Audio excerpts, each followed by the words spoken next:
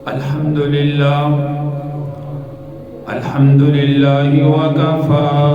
وسلام على عباده الذين اصطفى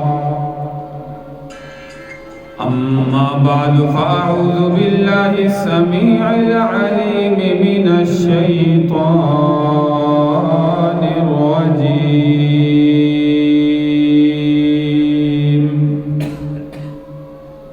بسم الله وباسم عرش كتاب الله الرحمن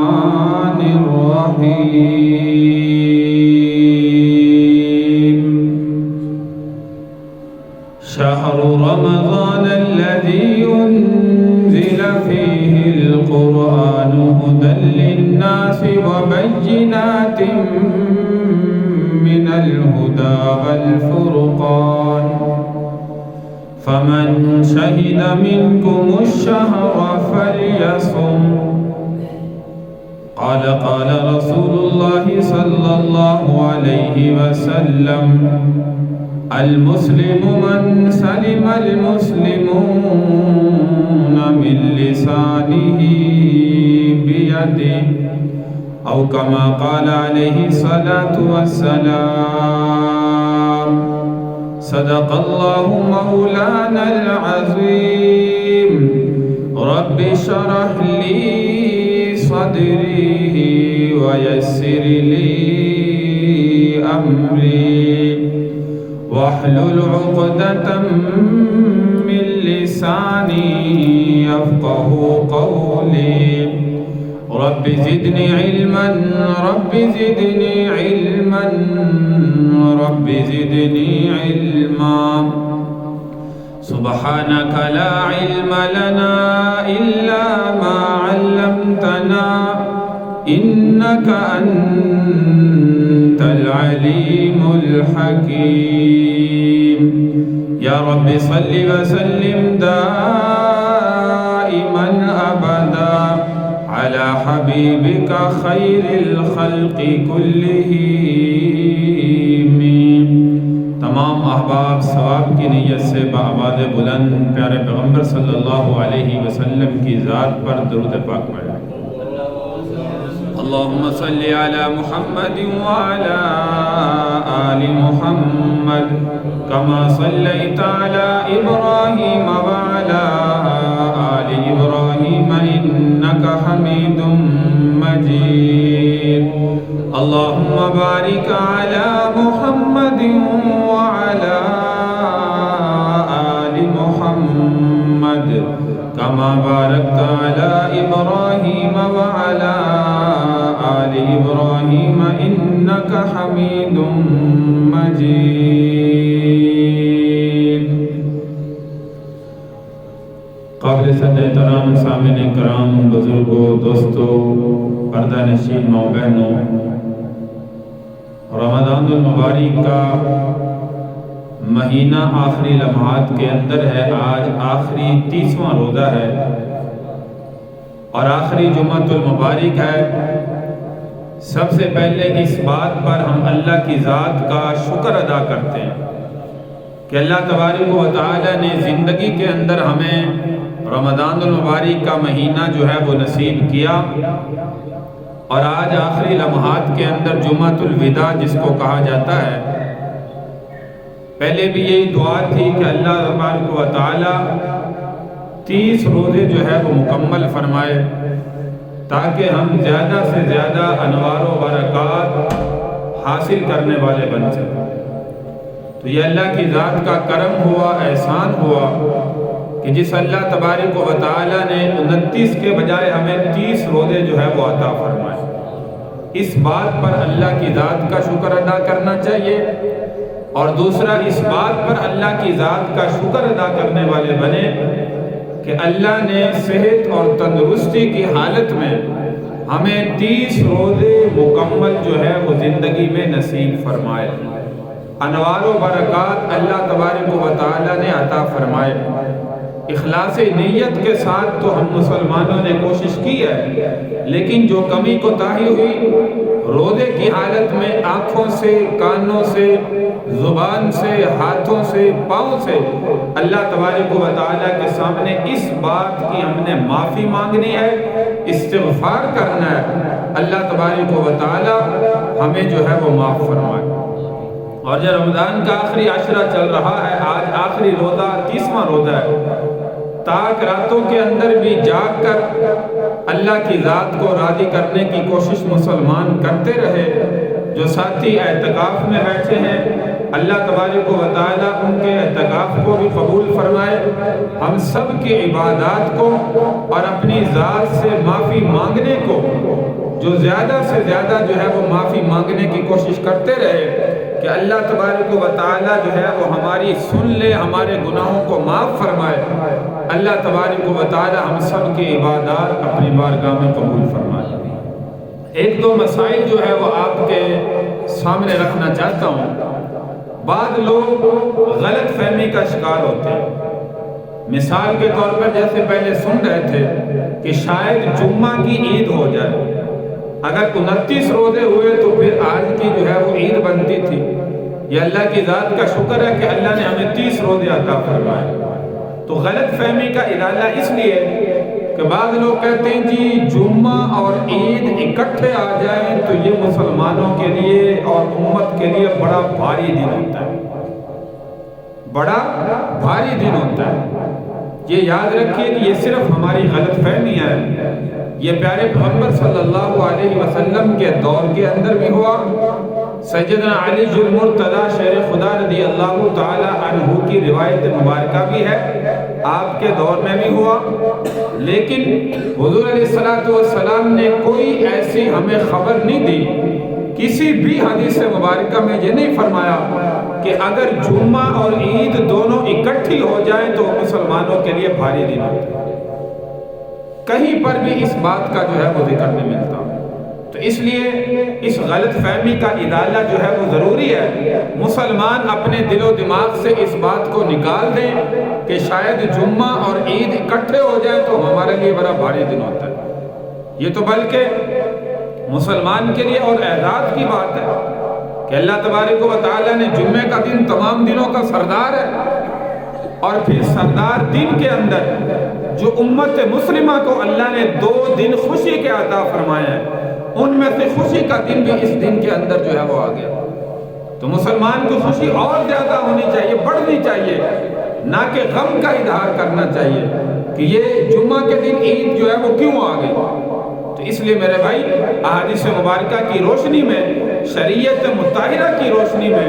اس بات کا جو ہے وہ کوئی ثبوت نہیں ہے کہ یہ دن جمعہ کا اگر عید آ جائے تو وہ بھاری ہو جاتا ہے۔ یہ وہم و گمان میں غلط فہمیاں ہیں، من گھڑت باتیں ہیں، ان کا شریعت سے، دین اسلام سے کوئی تعلق نہیں ہے۔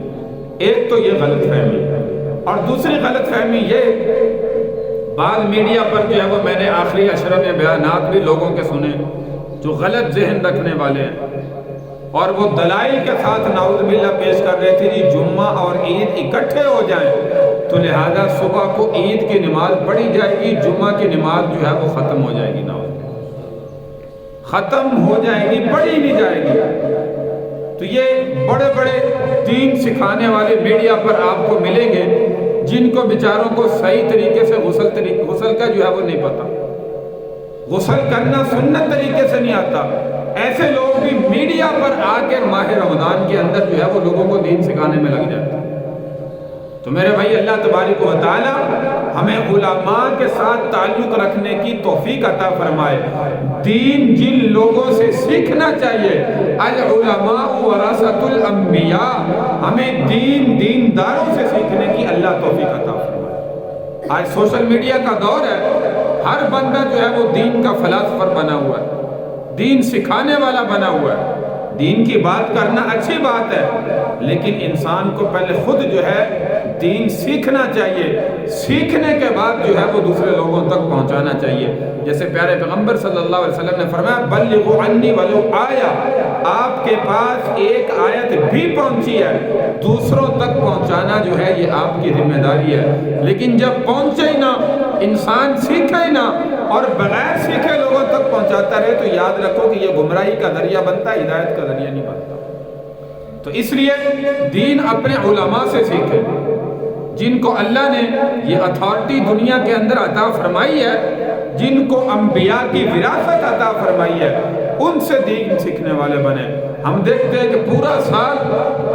جو لوگ ڈراموں میں، فلموں میں کام کرنے والے ہیں، وہ نعوذ باللہ ماہ رمضان شروع ہوتا ہے، رمضان ٹرانسمیشن جو ہے وہ شروع کر دیتے ہیں، اس میں دین سکھانا شروع کر دیتے ہیں۔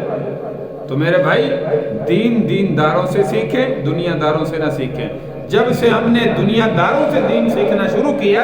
اس وقت سے ذلت اور گمراہی اور جہالت جو ہے وہ ہمارے اندر زیادہ عام ہو چکی ہے۔ اس لیے اپنے دین داروں سے دین کو سیکھنے والے بنے۔ تو میں عرض کر رہا تھا کہ جمعہ آ جائے، عید الفطر، عید الاضحیٰ آ جائے، دونوں کی نماز جو ہے وہ پڑھی جاتی ہے۔ عید کی نماز جو ہے وہ واجب ہے اور جمعہ کی نماز جو ہے وہ فرض ہے، تو لہذا اس کا اپنا مقام ہے، اس کا اپنا مقام ہے۔ واجب تو ساکت ہو سکتا ہے، لیکن فرض کیسے چھوڑ سکتے ہیں؟ اب کوئی بندہ کہے کہ عید کی نماز پڑھ لی جائے، لہذا فرض چھوڑ دیا جائے، تو میرے بھائی یہ بات جو ہے وہ شریعت کے خلاف ہے، دین سے جو ہے وہ دوری کا نتیجہ ہے۔ اس لیے ماہ رمضان کا آخری جمعہ ہے، اور جو ہے وہ کل کو انشاءاللہ جو ہے وہ عید ہوگی۔ میں بار بار کہہ رہا ہوں، اللہ کی ذات کا شکر ہے کہ اللہ نے 30 روزے عطا فرمائے، اس بات کا شکر ہے، ورنہ 29 ہو جاتے، ہم جو ہے وہ پھر بھی آج کے دن جو ہے وہ عید کی نماز پڑھتے، کوئی مسئلہ نہیں تھا۔ لیکن 30 روزے کیے، اللہ تبارک و تعالیٰ کی ذات کا شکر ہے کہ ایک دن مزید جو ہے وہ روزہ رکھنے کی ہمیں جو ہے وہ ہمت اور طاقت عطا فرمائی، اور اللہ کی طرف سے جو ہے وہ کرم ہوا۔ تو اس لیے عید اور جمعہ دونوں اکٹھی آ جائے تو یہ غلط فہمیاں جو آپ کے سامنے ذکر کی ہیں، یہ اپنے دل و دماغ سے جو ہے وہ نکال دیں۔ تیسری غلط فہمی، جمعۃ الوداع اس کو کہا جاتا ہے، جو رمضان کا آخری جمعہ ہوتا ہے۔ آج 30واں روزہ بھی ہے، رمضان کا آخری جمعہ بھی ہے، تو جس کو جمعۃ الوداع کہا جاتا ہے، آخری جمعہ۔ بعض لوگ سمجھتے ہیں کہ اس میں شاید کوئی خاص عمل ہوتے ہیں، مثال کے طور پہ 4 رکعت نماز نفل فلاں طریقے سے پڑھے جائیں، فلاں رکعت میں فلاں سورت پڑھی جائے، فلاں رکعت میں فلاں سورت پڑھی جائے، اتنی مرتبہ پڑھی جائے، یہ بھی میڈیا پر باتیں جو ہے وہ سننے میں ملتی ہیں۔ اس لیے آپ کے سامنے جو ہے وہ تذکرہ کرنا جو ہے وہ اس کا ضروری ہے، کیونکہ آج کل ہر بندے کے پاس سوشل میڈیا ہے، ہر بندے کے پاس موبائل ہے، ہر بندہ سارا دن جو ہے وہ موبائل چلا کر بیٹھا رہتا ہے، اور ایسی غلط فہمیاں سامنے جو ہے وہ ضرور آتی ہیں۔ تو کوشش کیا کریں، رمضان غیر رمضان آپ کے پاس موبائل ہے، موبائل استعمال کرتے ہیں، روزانہ دیکھتے ہیں،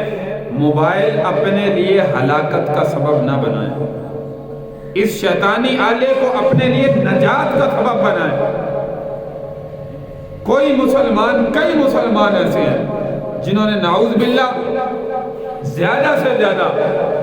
برائی کو شیئر کرنا اپنا مقصد سمجھا ہو، سٹیٹس لگاتے ہیں، کسی نے گانے لگائے، کسی نے غلط چیزیں لگائی، یہ میرے بھائی ہمارے لیے آخرت میں تباہی کا ذریعہ بن سکتا ہے۔ اس لیے ایسی چیز شیئر کریں جو دوسروں کے لیے نجات کا ذریعہ بنے، آخرت میں تباہی کا ذریعہ نہ بنے۔ موبائل میں وہ چیز دیکھیں جو ہمارے لیے نجات کا ذریعہ بنے، تباہی کا ذریعہ نہ بنے۔ آج کل سوشل میڈیا کا دور ہے، دن رات ہر بندہ، ہر نوجوان، ہر بزرگ، ہر بچہ موبائل لیے اپنے ہاتھ کے اندر جو ہے وہ بیٹھا ہوا ہے۔ تو میں ذکر کر رہا تھا کہ جمعۃ الوداع میں کوئی ایسے خاص نوافل موجود نہیں ہے، ہم کہیں کہ فلاں طریقے سے فلاں نفل پڑھے جائیں تو اتنا ثواب ہے، فلاں طریقے سے فلاں جو ہے وہ پڑھے جائیں تو یہ اجر و ثواب ہے، اللہ تبارک و تعالیٰ یہ انعامات عطا فرماتا ہے۔ شرعیت میں، احادیث مبارکہ میں پیارے پیغمبر صلی اللہ علیہ وسلم نے کوئی طریقہ، کوئی چیز جو ہے وہ ارشاد نہیں فرمائی کہ جمعۃ الوداع کے موقع پر جو ہے یہ عمل تمہیں جو ہے وہ کرنا چاہیے۔ ہاں یہ بات ہے کہ جمعۃ الوداع بھی ہے، آخری روزہ ہے، آخری روزہ بھی اتفاق سے آج آ گیا، جمعۃ الوداع بھی ہے، جمعہ ویسے بھی تمام دنوں کا سردار ہے، یہ اللہ نے فوقیت عطا فرمائی ہے۔ جمعہ باقی تمام دنوں کا سردار ہے، جیسے رمضان کا مہینہ تمام مہینوں کا سردار ہے، جمعہ ایسے ہی تمام دنوں کا سردار ہے۔ تو اللہ تبارک و تعالیٰ کی طرف سے یہ ہمارے لیے خوش نصیبی کی بات ہے کہ اللہ تبارک و تعالیٰ نے جمعۃ الوداع ہمیں زندگی میں عطا فرمایا۔ باقی جو اعمال دوسرے ایام میں ہیں، ان ایام کے اندر بھی وہی اعمال، جیسے روزہ ہم رکھ رہے ہیں، باقی فرض روزے جو ہے وہ رکھ رہے ہیں، فرض عبادت جو ہے وہ کر رہے ہیں، اور نوافل تہجد کے پڑھ رہے ہیں، اشراق کے پڑھ رہے ہیں، چاشت کے پڑھ رہے ہیں، اوابین کے پڑھ رہے ہیں، اپنے اللہ سے مانگ رہے ہیں۔ ہاں یہ بات ضرور ہے کہ حدیث مبارکہ کے اندر پیارے پیغمبر صلی اللہ علیہ وسلم نے فرمایا، اللہ تبارک و تعالیٰ جیسے ماہ رمضان شروع ہوتا ہے آخر دن سے پہلے تک، یعنی جیسے ہمارے 30 روزے ہو گئے، 29 روزوں تک اللہ تبارک و تعالیٰ جہنم سے روزانہ قیدیوں کو آزادی عطا فرماتے ہیں، اور جو یکم رمضان سے لے کر آخری دن سے پہلے تک جتنے پورے مہینے میں جہنم سے قیدیوں کو آزادی عطا فرماتے ہیں، اس آخری دن میں اتنی تعداد میں پورے مہینے کے اعتبار سے اللہ جہنم سے قیدیوں کو آزادی عطا فرماتے ہیں۔ یہ بہت بڑی خوش نصیبی کی بات ہے، اس لیے زیادہ سے زیادہ آخری دن کے اندر میں کم از کم سحری میں افطاری میں زیادہ نہیں ہو سکتا، فرض نماز کے بعد تو دعا کرنی چاہیے، لیکن افطار کے وقت بھی زیادہ سے زیادہ کوشش کریں کہ اپنے لیے جہنم سے آزادی مانگیں، اپنے لیے عذاب سے آزادی مانگیں کہ یا اللہ آج تو پورے مہینے کے اعتبار سے آخری روزے میں، آخری دن میں تو جہنم سے قیدیوں کو آزادی عطا کر رہا ہے، یا اللہ ہمیں بھی جہنم سے آزادی جو ہے وہ عطا فرما۔ ہمارے اعزا و اقربا جتنے دنیا چھوڑ کر چلے گئے ہیں، یا اللہ ان کو بھی جہنم سے جو ہے وہ آزادی عطا فرما۔ یہ دعا اپنی جو ہے وہ دعا میں ضرور شامل کریں، اللہ تبارک و تعالی ہماری جو ہے وہ حفاظت فرمائے، جہنم سے آزادی عطا فرمائے۔ رمضان کا آخری عشرہ ویسے بھی جہنم سے آزادی کا ہے۔ اللہم اجرنا من النار، اللہم اجرنا من النار، اللہم اجرنا من النار۔ اے اللہ ہمیں جہنم کی آگ سے آزادی عطا فرما۔ یہ زیادہ سے زیادہ تسبیح اس آخری عشرے کے اندر ہمیں اس کا ورد کرنا چاہیے۔ آج آخری روزہ ہے، جتنا ہو سکتا ہے آج کے دن اس بات کی تسبیح کریں، زیادہ سے زیادہ تسبیح کریں۔ اللہم اجرنا من النار 300 مرتبہ، 500 مرتبہ، 1000 مرتبہ، 2000 مرتبہ، 5000 مرتبہ، جتنا ہو سکتا ہے اتنا زیادہ جو ہے وہ جہنم سے آزادی مانگے، اپنے لیے بھی، اپنے عزیز و اقارب کے لیے بھی، جو دنیا سے چلے گئے ہیں ان کے لیے بھی۔ تو میرے بھائی رمضان المبارک کا آخری عشرہ، آخری روزہ ہے، یہ 3-4 غلط فہمیاں جو سوشل میڈیا پر ہم سنتے ہیں، یہ آپ کے سامنے جو ہے وہ ذکر فرمائی ہے۔ اللہ تبارک و تعالی ہمیں صحیح دین سیکھنے کی اور اس پر عمل کرنے کی جو ہے وہ توفیق عطا فرمائے۔ اور یاد رکھیے کہ ماہ رمضان جیسے شروع ہوتا ہے، اللہ تبارک و تعالی امت مسلمہ کو انعام و اکرام سے نوازتے ہیں۔ فرمایا کہ ہر روزہ اور ہر رات اللہ نے جو ہے وہ بڑی قیمتی بنائی ہے۔ ماہ رمضان کی ہر رات، ہر دن اللہ نے بڑا قیمتی بنایا ہے کہ اس میں اللہ تبارک و تعالی مسلمان کی دعاؤں کو قبول کرتے ہیں، مسلمان کی دعاؤں کو قبول کرتے ہیں۔ ایک ایک روپے کا اجر و ثواب 700 گنا اللہ تبارک و تعالی جو ہے وہ بڑھا دیتے ہیں، نفلوں کا اجر و ثواب فردوں کے برابر کر دیتے ہیں، ایک ایک فرض کا اجر و ثواب 70 فردوں کے برابر کر دیتے ہیں۔ اور فرمایا کہ روزے دار جب روزہ رکھتا ہے، دریا میں مچھلیاں بھی روزے دار کے لیے استغفار کرتی ہوئی نظر آتی ہیں۔ یہ پورا مہینہ معمول چلتا ہے، جیسے یکم رمضان شروع ہوتا ہے جہنم کے دروازے بند کر دیے جاتے ہیں، جنت کے دروازے کھول دیے جاتے ہیں کہ مسلمان زیادہ سے زیادہ اس مہینے میں جنت میں جانے والے اعمال کرنے والے بنے، جہنم میں جانے والے اعمال نہ کریں۔ شیاطین کو قید کر دیا جاتا ہے جو غیر رمضان میں مسلمان کو غلط راستے کی طرف بھٹکاتے ہیں، سیدھے راستے سے ہٹا کر غلط راستے میں بھٹکاتے ہیں۔ فرمایا اس مہینے میں شیاطین کا مسلمانوں پر اثر کام نہیں کرتا، اثر کر ہی نہیں سکتے۔ لیکن پھر بھی دیکھیے مسلمان اس ماہ مبارک کے اندر بہت سے ایسے مسلمان ہیں اسی لیے ایسے مسلمانوں کے لیے پیارے پیغمبر صلی اللہ علیہ وسلم نے فرمایا بد نصیب ہے وہ مسلمان جس نے رمضان المبارک کا پورا مہینہ اپنی زندگی میں پایا، اس کے باوجود بھی اپنے گناہوں کی بخشش اپنے اللہ سے نہ کروا سکے۔ یہ اسی لیے فرمایا کہ ماہ رمضان کا دن بھی قیمتی تھا، رات بھی قیمتی تھی، سحری کا وقت بھی قیمتی تھا، افطار کا وقت بھی قیمتی تھا۔ خدا کی قسم بڑے بڑے نوجوان بازار میں نکلے، آپ جو ہے وہ دیکھیں ہوٹل کھلے، بازار چل رہا ہے، بہت سے ہٹے کٹے مسلمان، بیماری بھی کوئی نہیں ہے، وہ چلتے پھرتے کھاتے پیتے جو ہے وہ آپ کو نظر آئیں گے، ہوٹلوں پر بیٹھ کر کھانا کھاتے نظر آئیں گے۔ تو میرے بھائی ایسے مسلمان کے لیے پیارے پیغمبر صلی اللہ علیہ وسلم نے فرمایا بد نصیب ہے وہ مسلمان جس نے زندگی میں ماہ رمضان پایا، اس کے باوجود بھی اس کی بخشش نہ ہوئی۔ بد نصیب ہے وہ مسلمان جس نے زندگی میں اپنے بوڑھے والدین کو پایا، ان کی خدمت کر کے جنت نہ کما سکا، جنت نہ حاصل کر سکا۔ بد نصیب ہے وہ مسلمان جس کے سامنے پیارے پیغمبر صلی اللہ، سب کہہ دو اونچی آواز میں، صلی اللہ علیہ وسلم کا نام نامی اس میں گرامی آئے اور وہ آپ پر جو ہے وہ درود نہ پڑے۔ یہ تین بد دعائیں پیارے پیغمبر صلی اللہ علیہ وسلم نے ماہ رمضان کے اندر فرمائی۔ بھیجنے والی اللہ کی ذات ہے، لانے والے مقرب فرشتے جبریل امین ہیں، اور بد دعا پر آمین کہنے والے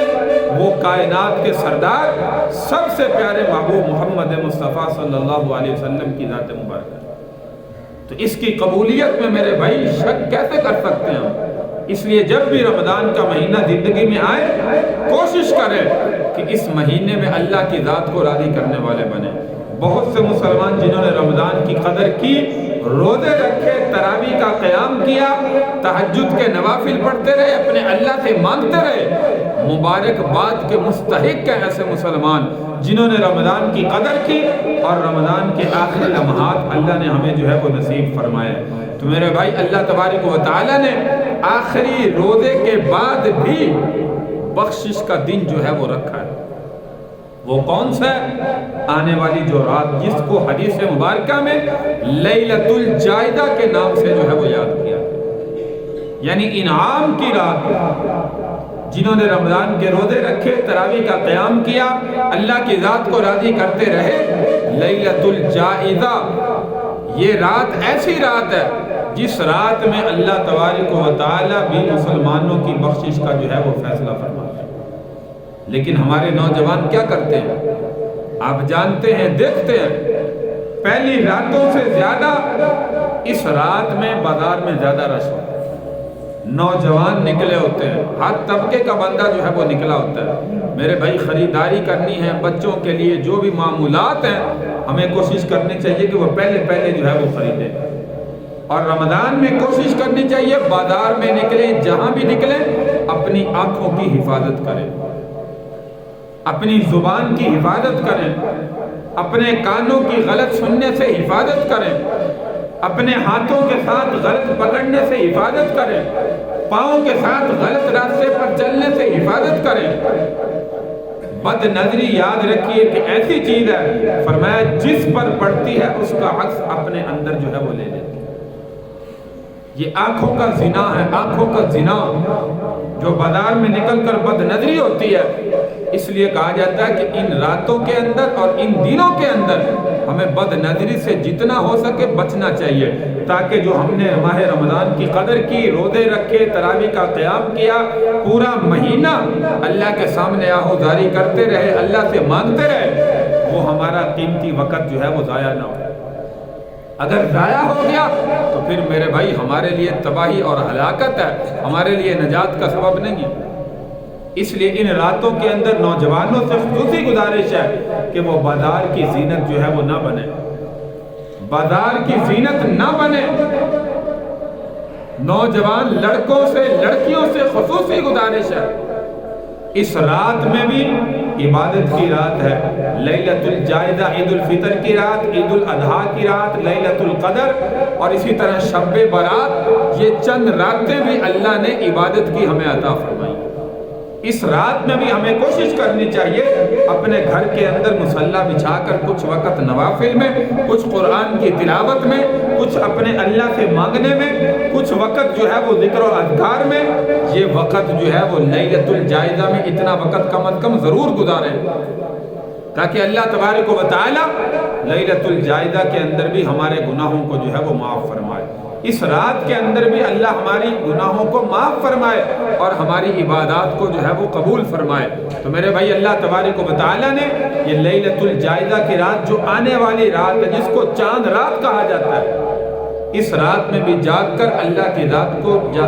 راضی کرنے کی کوشش کریں کہ اللہ تبارک و تعالی، ہم نے رمضان کے روزے رکھے، تراویح کا قیام کیا، عبادت میں حصہ لیا، یہ ساری عبادات اس لیے کی ہیں تاکہ اللہ تبارک و تعالی ہمارے گناہوں کو جو ہے وہ معاف فرمائے۔ تو میرے بھائی، اگر اس رات میں ہم نے اپنی نیکیوں کو ضائع کر دیا تو پھر یاد رکھیے کہ ہمارے لیے تباہی ہے، ہلاکت ہے۔ اس لیے اللہ تبارک و تعالی نے آخری دن عطا کیا ہے، چاند رات آنے والی لیلۃ الجائزہ کی جو رات ہے، اس رات میں زیادہ سے زیادہ اپنے اللہ کی ذات کو راضی کرنے والے بنے۔ اور اس کے بعد عید الفطر کا دن یکم شوال المکرم کا دن ہے۔ عید الفطر میں بھی پیارے پیغمبر صلی اللہ علیہ وسلم کی سنتیں ہیں، انسان کو اچھا لباس پہننا چاہیے، نیا لباس پہننا چاہیے، اگر جو ہے وہ میسر ہو، اگر نہ میسر ہو، حضور علیہ السلام سے پرانا دھلا ہوا لباس بھی ثابت ہے۔ اللہ کے نبی نے غرباء کا بھی خیال رکھا، امراء کا بھی خیال رکھا۔ جیسا لباس میسر ہو، ہمیں اپنے جو ہے وہ زیب تن کرنا چاہیے، خوشبو لگانے چاہیے، مسواک کرنا چاہیے، غسل کرنا چاہیے۔ یہ ساری سنتیں پیارے پیغمبر صلی اللہ علیہ وسلم سے جو ہے وہ ثابت ہے، اور اصل میں حقیقت میں جو صدقہ فطر کے احکامات ہیں وہ ہے تو ایسے ہی کہ عید الفطر سے ایک دن پہلے یا 2 دن پہلے ادا کریں، شرعی طور پر مسئلہ یہ ہے، لیکن پہلے کہا جاتا ہے اس لیے تاکہ وہ غرباء تک ان کا حق پہنچ سکے،